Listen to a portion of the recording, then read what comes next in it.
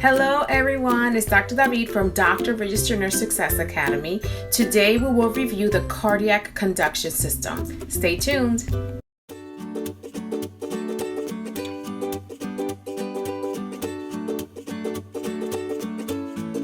The heart has its own built-in electrical system called the conduction system. The conduction system sends electrical signals throughout the heart that determine the timing of the heartbeat and cause the heart to beat in a coordinated rhythmic pattern. As you can see, the heart has 4 chambers: the right atrium, the right ventricle, the left atrium, and the left ventricle. The conduction system stimulates precise contractions of the heart's chambers to ensure that blood is pumped effectively. Now let's go through the order of how the electric impulses flow through the heart muscle in order to make that PQRST wave that you see in the EKG tracing. So what is going on inside the heart as it generates a heartbeat? Remember, the conduction system of the heart is pretty much these cardiac cells that are responsible in conducting signals that cause the heart to contract. The first cardiac cell is the SA node, or the sinoatrial node. This cell is found within the right atria of the heart. The SA node is also known as the pacemaker of the heart because it is where the beginning of the conduction takes place. From the SA node, the conduction goes to the AV node, or the atrioventricular node, which is found within the border of the right atrium and the right ventricle. The AV node is also known as the gatekeeper of the heart because it gets to decide which impulse from the SA node to let through. For example, if the SA node generates a weak impulse, or if there is a block as the signal goes from the SA node to the AV node, the AV node will decide not to let that impulse go through and will generate its own impulse. So from the AV node, it goes through the bundle of His and then bifurcates into 2 separate cells, one to the left and one to the right. And those are called the left and right bundle branches. And then the cells will continue into the apex of the heart, which is called Purkinje fibers. Now let's talk about the inherent heart rates of the conduction system depending on which cardiac cell sends the impulse. Did you know that each cardiac node generates its own heart rate? Well, the SA node generates a heart rate between 60 to 100 beats per minute. However, if the SA node fails or if there's a block between the SA node and AV node, the AV node will kick in and generate its own impulse. And when this happens, the AV node will generate a heart rate of 40 to 60 beats per minute. And that also includes the bundle of His, which will also generate a heart rate of 40 to 60 beats per minute. If the AV node or the bundle of His fails, then the left and right bundle branches and Purkinje fibers will generate their own impulse and generate a heart rate of 20 to 40 beats per minute. So let's review. The SA node generates a heart rate between 60 to 100 beats per minute. The AV node and the bundle of His generate a heart rate between 40 to 60 beats per minute. If the AV node or the bundle of His fail, then the left and right bundle branches and Purkinje fibers will generate their own impulse and generate a heart rate of 20 to 40 beats per minute. The electrical conduction system of the heart is what's responsible for that EKG tracing you see on a patient. Now let's talk about the parts of an EKG which include the PQRST waves. But first, let's define 2 important concepts: repolarization and depolarization.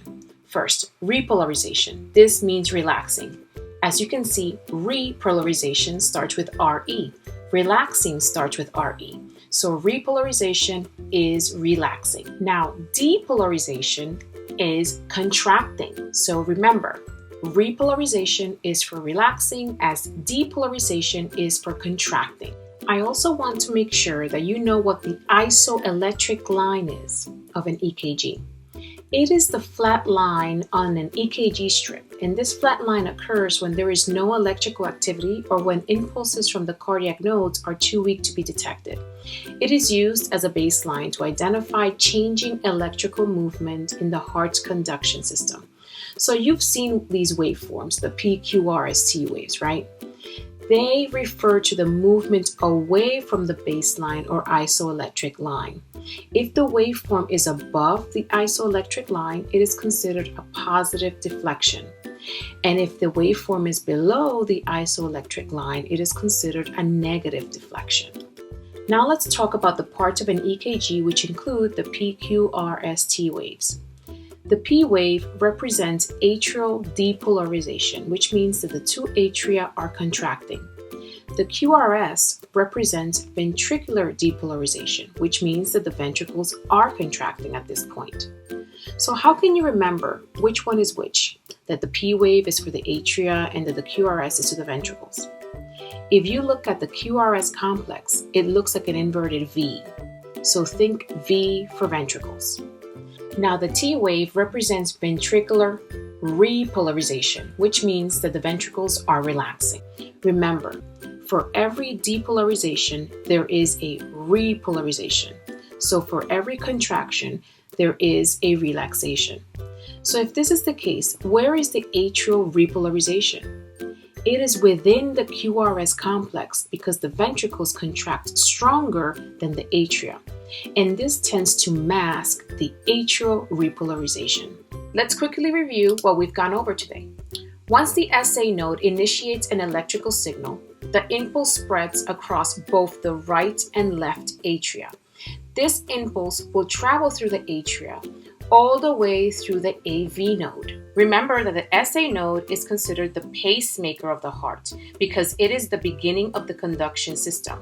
And the AV node is also known as the gatekeeper of the heart because it gets to decide which impulse from the SA node to let through. Remember that the SA node generates a heart rate between 60 to 100 beats per minute. Once the electrical impulse reaches the AV node, it will generate a heart rate between 40 to 60 beats per minute. And this is the same for the bundle of HESI. Once the electrical impulse leaves the AV node, it travels rapidly through the bundle of HESI and then into the left and right bundle branches, which generates a heart rate between 30 to 40 beats per minute. At the end of the bundle branches, there are countless finger-like projections called Purkinje fibers. And the Purkinje fibers pass the electrical impulse rapidly throughout the myocardium of the heart to create a coordinated contraction of the left and right ventricles. And they generate a heart rate just like the bundle branches between 20 to 40 beats per minute. Remember that the P wave represents atrial depolarization or contraction. The QRS complex represents ventricular depolarization, which is contraction, as well as atrial repolarization, which is relaxing, and the T wave represents ventricular repolarization, which is relaxation. Well, I hope that you like this video and make sure you like it, share it, and subscribe to this channel if you haven't already.